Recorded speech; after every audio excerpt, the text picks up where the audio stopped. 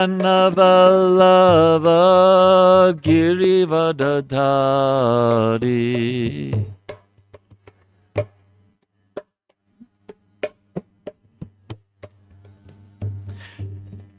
Yashodanandana Praja Janaranjana Jamunatira Vanachari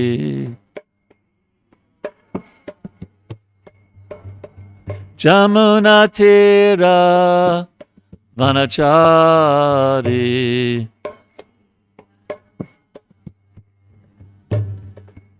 Jaya Radha Madhava Kunjabihari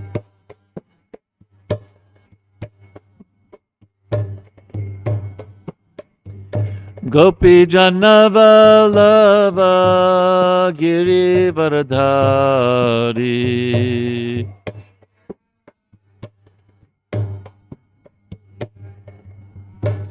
Yashodanandana Praja Janaranjana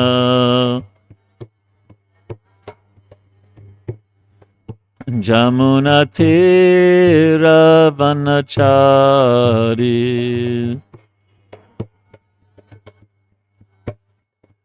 Jaya Radha Madhava Kunjabihari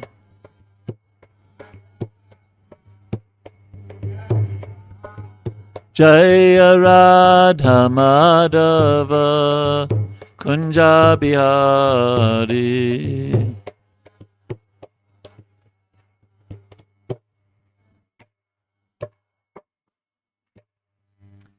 Jayom Vishnupad Paramahansa Paribrajacharya Sotra Sotra Srimad His Divine Grace A.C. Bhaktivedanta Swami Srila Prabhupada Ki Jai Grantaraj Srimad Bhagavatam Ki Jai Gaur Premanandi.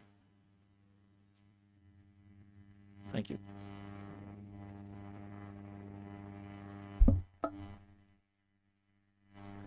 Om Namo Bhagavate Vasudevaya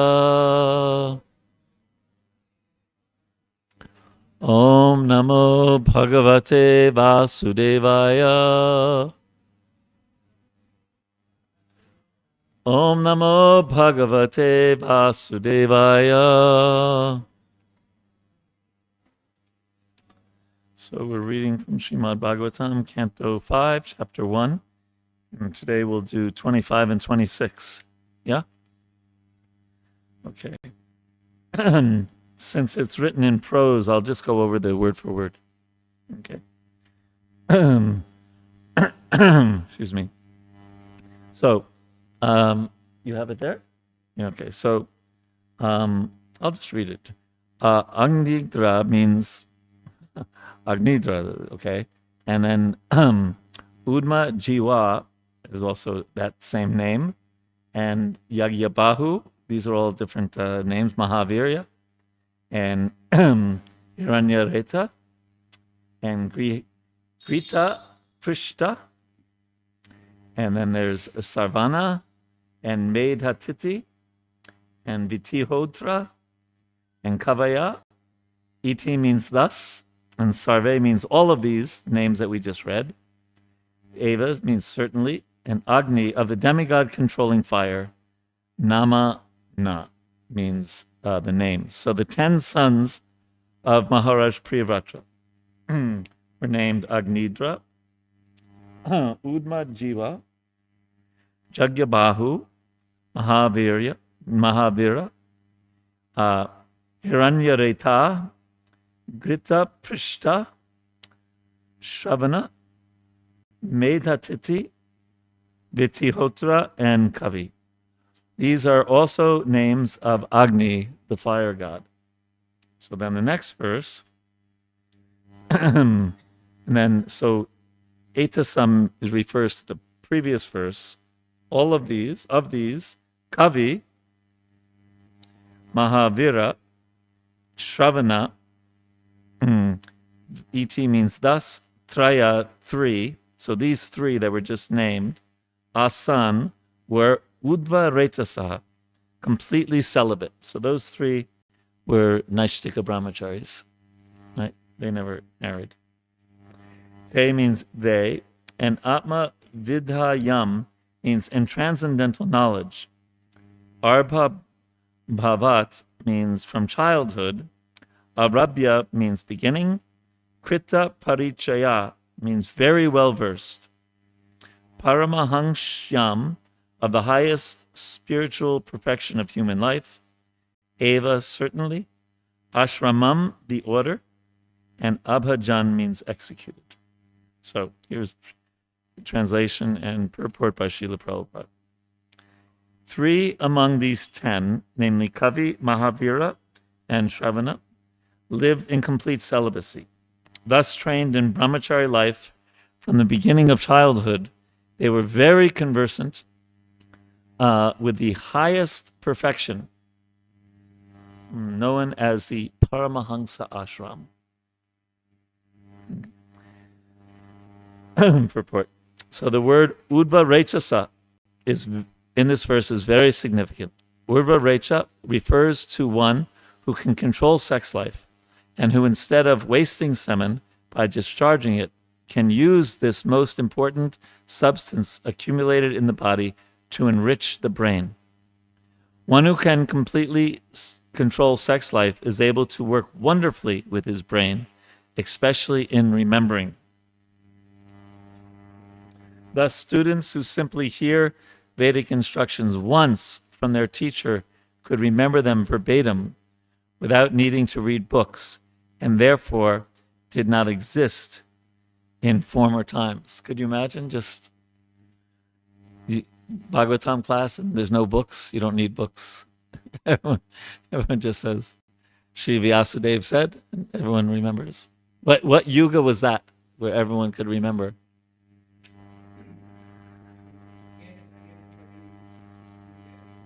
Must have been Satya Yuga though, huh? People were like that, just amazing. There are people like that. My wife was in charge of the Gurukul in Vrindavan at one point. We had 2 students. This is not the same, but they knew by the time they graduated every verse of the Gita. They could just recite without looking. And we have a devotee in Washington, D.C., Narottama Prabhu, who every Gita Jayanti, he recites the Bhagavad Gita in Sanskrit, without the book. So it's possible even in this age for at least some rare people. You know every verse of Bhagavad Gita? Do you know every verse of the Bhagavad Gita? Why not? Yes, so it's quite a feat.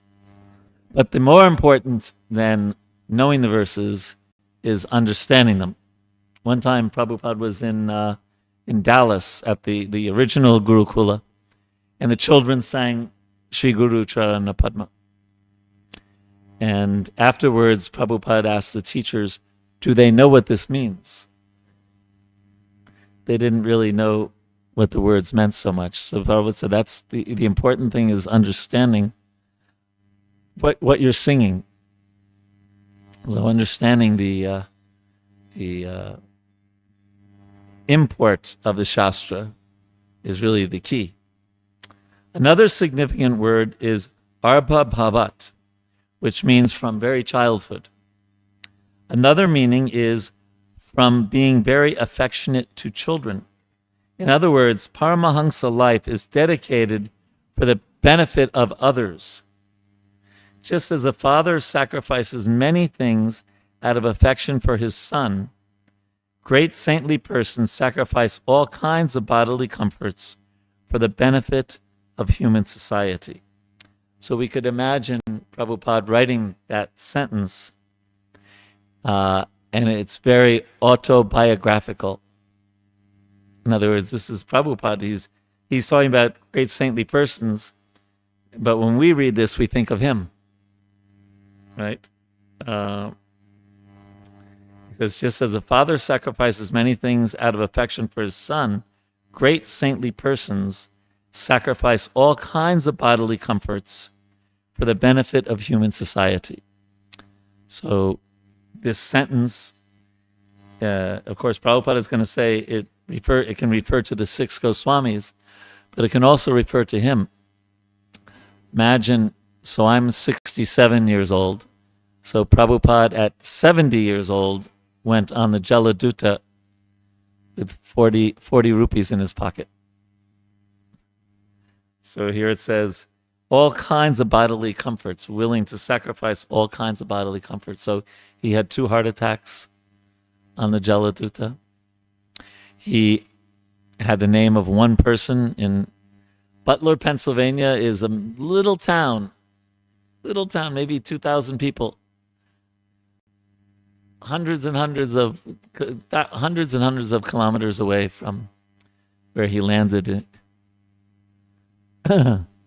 So incredible austerities that Prabhupada did. Here it says here, for the benefit of human society. So just imagine where we would be today if Srila Prabhupada didn't get on the Jaladuta. Try to imagine what your life would have been like if Prabhupada did not get on the Jaladuta. It's in one place in the Bhagavatam, Prabhupada says that a devotee should remember their previous life before coming to Krishna consciousness, and therefore be very serious to take advantage of the gift. So it was such a gift that Prabhupada, not far from here, right? The books were sent to Kochi. Yeah, Kochi. Yeah. I remember I went with Bhaktivinoda Maharaj to that pier. Yeah, there was we had some ceremony. Yeah, I was there for that. And then he got on the Jaladuta, and then he went to Butler, Pennsylvania, staying with the Agarwals, and then he decided he had to come to New York, so he came to New York with nothing. Sometimes he was living in the ashram of a Mayavadi, just because he had no place to stay. So all of that he did for us. I don't even want to think of what I would be like if Prabhupada hadn't come on the Jaladuta. So here, this sentence is all about him, right? Great saintly persons sacrifice all kinds of bodily comforts for the benefit of human society. So I can see as I get older, I need more bodily comforts. And Prabhupada sacrificed all bodily comforts. His desk at one time was, those, I don't know if you get them in South India, but those metal trunks, right? That was his desk. Yeah. You get here also, yeah. If you're not careful, they catch your cloth and they rip it. Yeah. So that was his desk. And his chair was just maybe a little asana. He had no bodily comforts. But he did that for the benefit of human society, and he did that for each one of us. In this connection, there is a verse concerning the 6 Goswamis. Tvaktva turnam ashesha mandalapati srenim sada tuchtavat. Bhutvadina ganesha ko karunaya kopina kantashrito. Because of their compassion for the poor fallen souls, the 6 Goswamis gave up their exalted positions as ministers and took vows as mendicants. Thus, minimizing their bodily wants as far as possible, they each accepted only a loincloth and a begging bowl. Thus, they remained in Vrindavan to execute the orders of Sri Chaitanya Mahaprabhu by compiling and publishing various Vaishnava literatures. Om Jnana Timirandasya Jnananjana Shalakaya Chakshurun Militam Yena Tasmai Shri Gurave Namaha. So we may not be asked to do what Prabhupada did, get on the Jaladuta, or be like the 6 Goswamis. We can't imitate them. But in our way, whatever position we have in life, we can pick up the mood. We can pick up the mood. We may be working a job, or we may be helping to construct a beautiful temple. We may be living very comfortably now. We have air conditioning and this and that. When I first moved to Vrindavan, I moved to Vrindavan in 1988, and there was no air conditioning, and electricity was gone half of the day, like that. So we may have a more comfortable life today, but we can still pick up on the mood. The mood here is to make some sacrifice for the benefit of others. The benefit of others. And that usually, there's this saying in English, charity begins at home. Have you ever heard that verse? That mantra? Yeah, so we also have to first become Krishna conscious and then help spread Krishna consciousness to others. One time, Prabhupada said that his only criticism of his disciples is they think that his books are for distribution but not for reading. And then he did a little drama, a little skit. He was the devotee, and he said, "My dear sir, you please take this book." And he was the other person. He said, "Please tell me what's in the book." And then he was the devotee. He says, "I don't know. I just distribute it. I don't know what's inside." So Prabhupada's point was that, and you have Bhakti Shastri. I see the announcement that you have Bhakti Shastri, Bhakti Vaibhava. So it's nice that you're teaching the devotees these books, because really the inspiration to give Krishna consciousness to others is that we're experiencing Krishna consciousness ourselves. Right? You speak with much more conviction when we ourselves are experiencing the reciprocation with Krishna.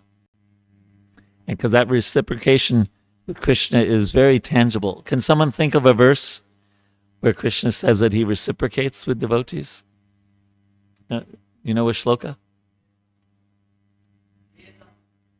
I can't hear. Yayatamam prapajante. Chapter 4, verse, which number? 11. Yayatamam prapajante tam sataiva banjamyaham. Krishna says that as you surrender, I reward you accordingly. Okay, other verses? What's that? Yeah, Krishna, everyone follows. I was thinking of like Tesham Satata Yuktanam Pajatam Priti Purvagam Dadami Buddhi Yogam Tvam. And then the next verse also. Tesham Eva Nukam Partam. That Krishna, he gives us the understanding in which we can come to him. And so Prabhupada would sometimes say, if you take one step towards Krishna, he takes 1,000 steps towards you. Yeah. So it's important, very important for us as devotees to experience tangibly Krishna's reciprocation. Right? So that, because when you have that experience in your life, you're very enthusiastic to give that to others. So there's a connection. At one time we had in ISKCON the motto, more devotees, more devotees, happier devotees. So more devotees is preaching, happier devotees is relishing or experiencing Krishna consciousness. Yeah. One time Burijan Prabhu was with Srila Prabhupada in Hong Kong, and he was saying to him that he said that if you have to associate with devotees, so that's another part of getting a higher taste, is to associate with devotees. And associate with devotees means machchita makata prana bodhayantaspra, means talking about Krishna, right? And sharing Krishna conscious realizations. He said if you don't associate with devotees, he says, I know what he said. He said, we are social animals, meaning we have to associate. He said, if you don't associate with devotees, you'll be forced to associate with non-devotees. And then you won't be able to follow.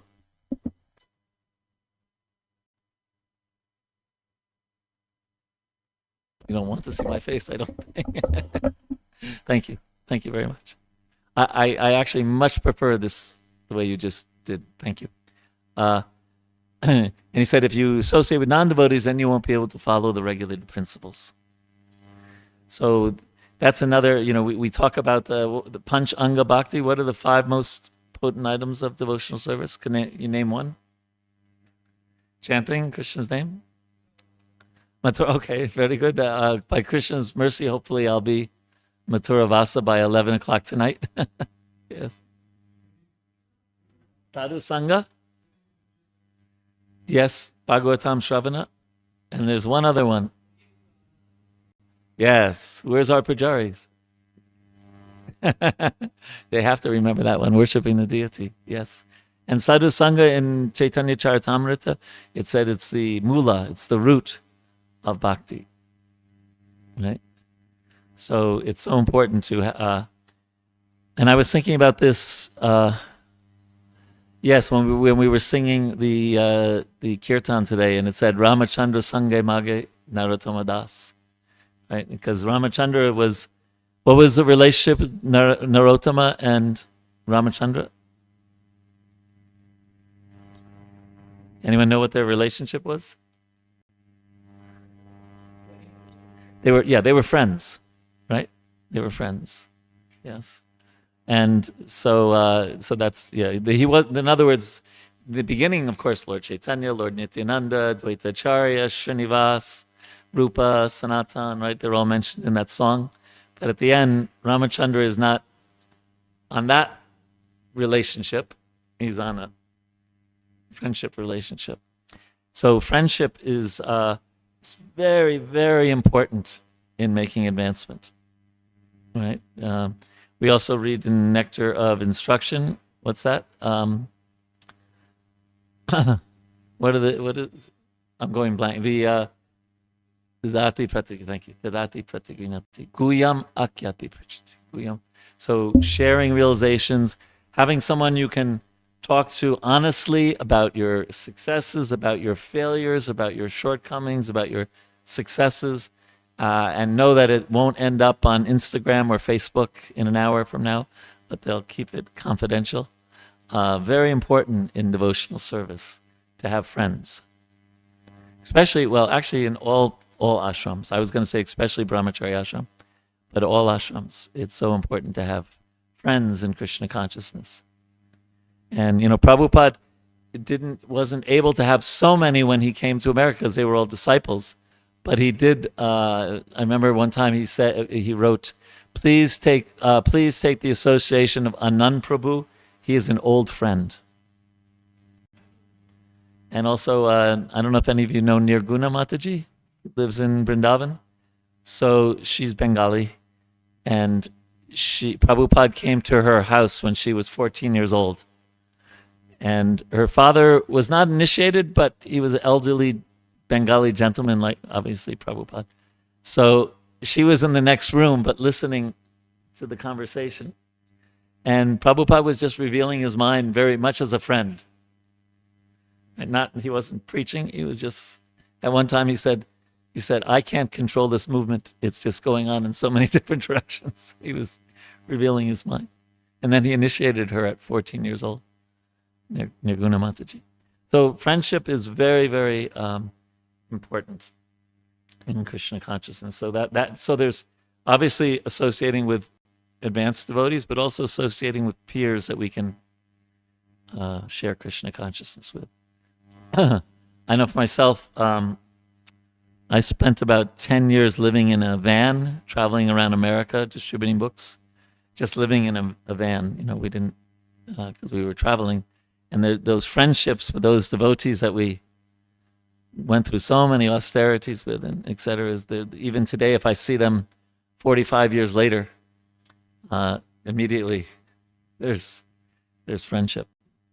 So friendships, very important. And even here it said, the first paragraph talks about Urdhva Recha, so brahmachari life of celibacy. But we also know that, and Rupa Goswami talks about this in Bhakti Rasamrita Sindhu, that austerities alone doesn't give you bhakti. In the chapter 14, he talks about, chapter 14 of Nectar of Devotion, he talks about how tapasya and varnashram, they're not a part of bhakti. They're helpful. We read that right here about tapasya. And also varnashram obviously is helpful for bhakti, but they're not bhakti itself. Bhakti is what we just said, the 5 most potent items of bhakti, the 64 items, etc. So as brahmacharis or any, we have to be careful that we don't make the tapasya the goal. We offer the tapasya to Krishna, right? And so that's why, especially in the brahmacharya ashram, it's so important to have friends, because sometimes your heart can become a little hard when you're just doing tapasya, right? But when you're sharing Krishna consciousness with other friends in the ashram, like that, then it's very nice. I was also thinking, now you already covered these verses, but my service in ISKCON is, I don't know if you ever heard of ISKCON Resolve, but it's a service for solving conflicts when they come up, whether it's between big devotees or husband and wife or brahmacharis in the ashram or congregation members, that anyone solving conflicts. So it's very interesting how in this chapter the conflict was solved, right? Because Narada and who was the conflict between? Was it Narada and Swayambhuva Manu? Is that right? Yeah, they had like a tug of war with Priyavrata. I want Priyavrata. I want Priyavrata. Right? One was like, no, we want him in the brahmacharya ashram. No, he's got to become king. Right? Did I get that right? Yes. So very interesting. Tug of war. Now, Brahma wasn't exactly a mediator. Mediator means you sit down with the two parties and you help them work it out. Brahma kind of just said, no, it'll be like this, right? But everyone accepted his authority. And Narada, it says, I think in the purport that you read a few days ago, Narada was happy, even though he lost, right? Even though he lost, and Priyavrata got married and became king, Narada was not like, oh, that Brahma, I'm very upset with my father, right? No, he accepted, and things went on. So somehow or other, it's so important that we get along with each other. Now, what I notice here, I've only been here one day, but I notice devotees get along so nicely, and also because we accept Maharaj as an authority here. Also, that's very, very helpful. But it's so important. Prabhupada wrote many letters saying about how, one time he said, when I hear there are fights in my temples, I get very upset and my mind gets disturbed and I can't translate my books peacefully. He says, so please work things out between God brothers and God sisters. He said, tolerate any shortcomings, right? And then there's so many, the prachetas, how they were pleasing because they worked together nicely, right? Is that the fourth canto? And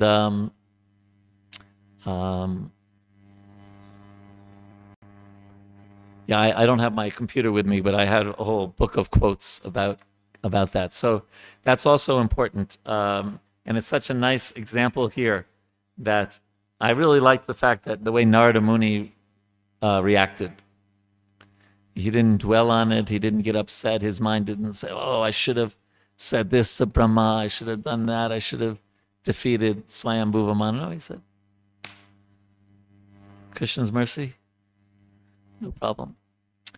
One time Prabhupada said, this is also helpful for us, is he said, this is a good mantra to remember, do not be upset at the agent of your karma. Do not be upset at the agent of your karma. So if you, there's one gulab jamun left, and just when you're about to get it, another devotee takes it. Do not be upset at him. Do not be upset at the agent of your karma. Sometimes the devotee will give us a hard time for something. They are just giving us, they're very kindly giving us our karma. Prabhu, take your karma, please. Right? Isn't that instead of getting angry, right? Instead of thinking of revenge, we think, yeah. I know whenever I would ask Radhanath Swami, you know how sometimes you meet somebody, you just say, how are you, Prabhu? Right? So I remember one time I said, how are you? He said, better than I deserve. Better than I deserve. So we, and Prabhupada talks in the 10th chapter of the Nectar of Devotion under the heading, Expecting the Lord's Mercy. Then he quotes Canto 10, chapter 14, verse 8, Tatenu Kampam Shukshamikshimano. That very famous verse. Matter of fact, how many of you know that verse by heart? Tatenu Kampam Shukshamikshimano. You should memorize, if you're going to memorize one verse, because in the Nectar of Devotion, he says, this verse should be the guide for all devotees. It's the only verse that he says should be the guide for all devotees. Should be the guide for all devotees. Very, very, very important verse. Does anyone know who spoke it? Lord Brahma. So he says that, I'm just going to paraphrase the verse, but that when a devotee has some struggle, some problem, some conflict, he or she accepts it as Krishna's mercy and knows that it should have been a lot worse, but Krishna minimized it, the reaction. Right? One time Prabhupada cut his finger and he said, I should have lost my finger, but Krishna minimized it. Right? And Vrajabihari, with his heart, with his mind, with his body, with his words, offers obeisances to the Lord. And then Jiveti yo mukti pade sadayabhak. So this was the verse that Sarvabhauma Bhattacharya wanted to change from mukti pade to bhakti pade. Right? Jiveti yo mukti. If we can develop that consciousness, then the going back to Godhead is guaranteed. So why is that? Why? Because the tendency of the conditioned soul is to blame. Blame that person, blame that person. Blame the weather, ultimately blame God. Right? I told him, so I remember one time, in the Gurukul, if, let's say a child breaks a window or something like that, and you say, who did it? And they all go, someone else. I didn't do it. Someone else. Right? You blame anyone but yourself. So if we can understand that, and in there, Prabhupada says that a devotee doesn't expect all of his karma to be gone at once. And that's in the Nectar of Devotion. And so we say we take responsibility, and with our heart, we offer our heart. So basically, we're cutting away at the very root of our material existence, our envy for Krishna. Because when you blame others, you're ultimately blaming the Supreme. Right? And instead offering our heart to him and our words and our body and our mind. And if we do that, Jiveti yo mukti pade sadayabhak, we inherit the kingdom of God. So that's, so Narada Muni did that. He just said, okay, Krishna ki kripa. I don't know, how do you say that in the local language? That's Hindi, right? How do you say, same thing, kripa? How would you say Krishna's mercy in local language?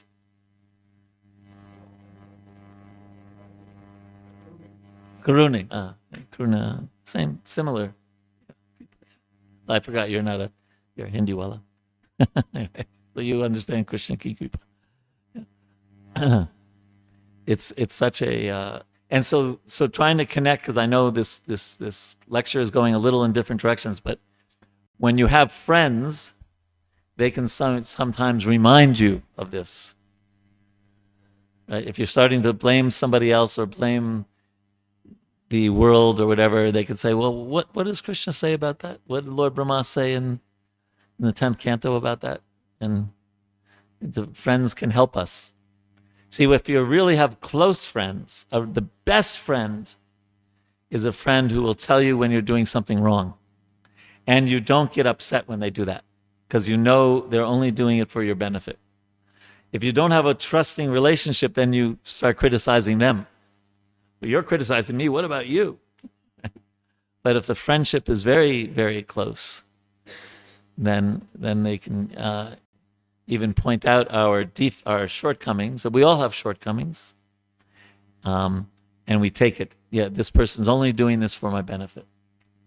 Even in the, Prabhupada says that the guru chastises the advanced disciple, not the neophyte. Because the neophyte may not take it in the right way. I helped to edit Bhurijan Prabhu's book, My Glorious Master, about his time with Prabhupada. And so one example of that is Prabhupada was talking about this, very similar to this verse. He was talking about how brahmachari sannyasis, especially sannyasis, they should practice eating less. So Bhurijan Prabhu was a grihasta. And he said, Prabhupada, what about grihastas? And Prabhupada looked at him and very sarcastically said, grihastas, they should eat the whole world. Right. And one time when he was very, very ill at the very end, and one devotee was holding the microphone, you know, if you've seen Prabhupada lying down and still translating, you've seen that video maybe, and the microphone was so close, and Prabhupada looked at the devotee and said, this is a very special microphone. You have to insert in mouth for it to work. So, but he could do that with advanced disciples, but neophytes make it like, who does he think he is, my guru? You know, so like that. So, what comments, questions, thoughts do you have? I don't know what time we end, but I just.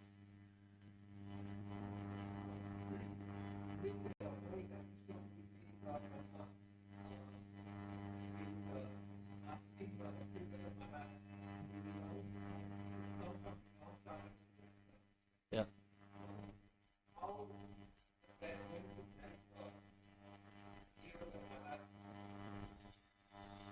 How is that going to help Priyavrata Maharaj? Well, you would think generally it doesn't, right? But when you follow the instructions of the spiritual master, then that's how you actually make advancement, right? So if in this case Brahma is his father and his spiritual master, and it was for the benefit of society. So he trusted, again, that word trust. He trusted Lord Brahma had a reason for doing that. And that there was a reason for doing that. So generally it might not be, but we know that he was granted all protection, right? We're starting to read now about his activities, right? And ultimately he, and I don't know if we can say this about Priyavrata Maharaj in particular, but he may have also had some samskar, something in his previous lives that he had to go through that. I can't say. I was just listening yesterday about Shishupal. Did anyone ever hear about Shishupal's previous life? He was a crow, bird, and I won't get into the details, but he made a big offense against Mother Sita. Big offense as a crow. Right? And therefore he was cursed to be Shishupal in his next life. And before he could even say Mata Pitta, he could say Krishna, but very angry at Krishna. So I don't know do we have anything in the Bhagavatam about Priyavrata's previous life? I can't remember. But anyway, instructions of the spiritual master, if we follow those, then we take that as coming from Krishna. And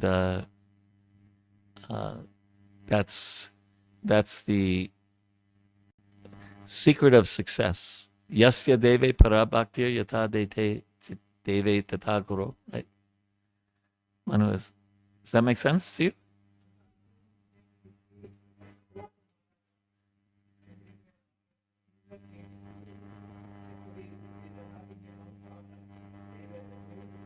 Right.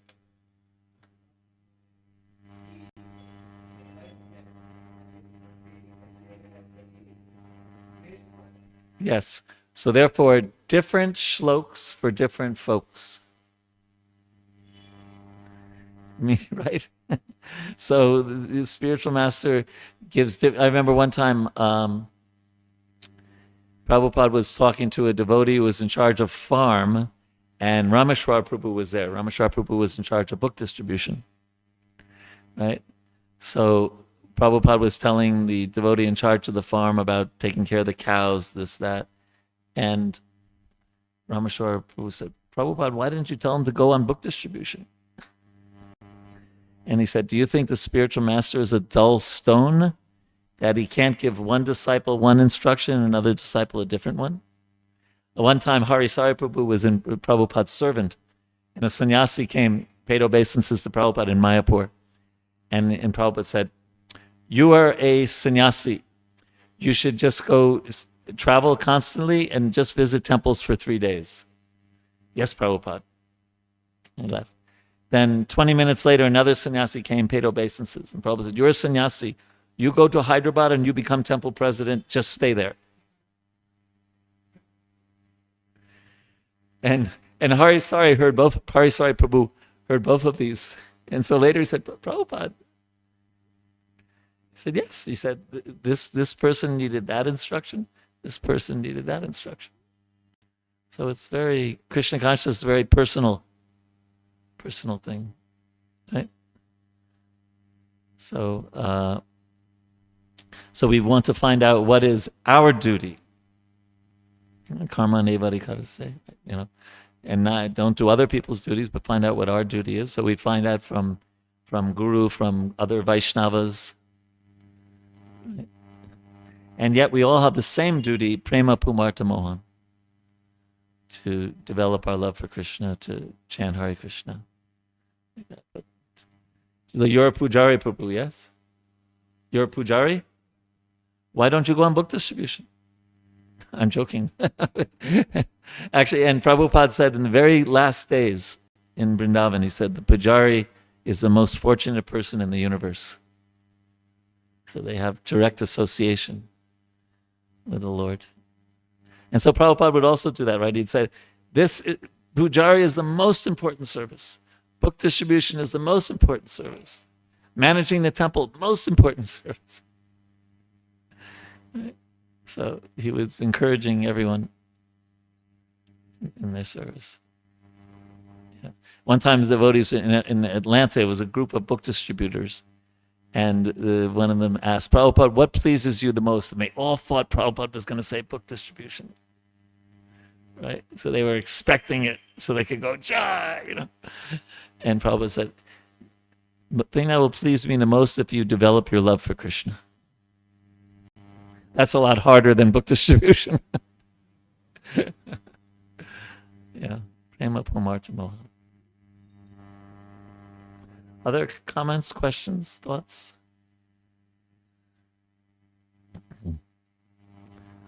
It's a very wonderful canto, the first canto. And there's so many instructions here. Rishabdev's instructions to his 100 sons. And you could write me, Bhagavatam Prabhu's written a really nice essay on how the fifth canto description of the universe, how that relates to loving Krishna. Because sometimes we read and we just, right? But it's a very nice connection between the fifth canto and how it ultimately leads to the 10th canto. I send it to you. You have my WhatsApp. Just send me a reminder. I'll send it to you on WhatsApp. Yeah. It's also in his book. I don't know if you've seen. He has 4 books on the Bhagavatam overview. He has 4 books. Like that. He was. By the way, I just want on his behalf. I want to thank you all. He was so happy to be here, and for a short visit. Very happy to get the Devotee Association, Prabhuji, so kind. Because both, I've been friends with Bhakti Vinod Maharaj at least 30 years. Yeah. And Maharaj came to, both Burijan Prabhu and I, we stay at the Govardhan Retreat Center in Govardhan. It's a new program that was about 3 years old now. And Maharaj he came last time for a week and stayed. It was very nice. And I spent half of my time in Washington, D.C. Maharaj came for 4 days to Washington. I drove him around.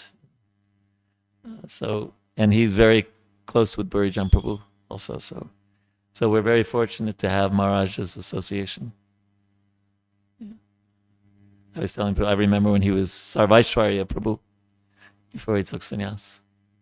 Yeah. So it's so nice to see the manifestation of his preaching with all of you and all the nice devotees here. It's very nice. I was here maybe 25 years ago, something like that. Something like that. Yeah, with Maharaj. So thank you so much for everything, and Hare Krishna. All glories. Grantaraj Srimad Bhagavatam ki jai. Srila Prabhupada ki jai.